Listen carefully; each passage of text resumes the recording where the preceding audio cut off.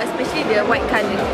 And then the spec also, maybe in the front of the car is almost similar like a Preve, but then it's more sporty than that one lah. Because I think for our age, 20 plus and 30s, we prefer more on this type of car. On paper, it looks good. You know, lifestyle, rating, 1.6, all. The looks are quite nice. You know, something different from Proton. But I don't know. It's hard to say without driving it.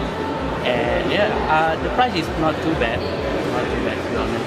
But especially, you know, but the thing is, Proton is comparing Suprima S with, you know,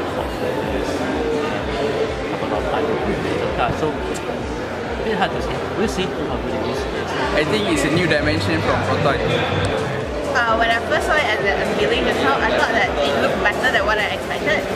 Yeah, it looks like a really nice car, and I can't wait to actually test drive it. Yeah, I think the thing is like, because I've heard about the drive, like apparently they have special tuning and stuff like that, so I really want to test drive to see whether it's good.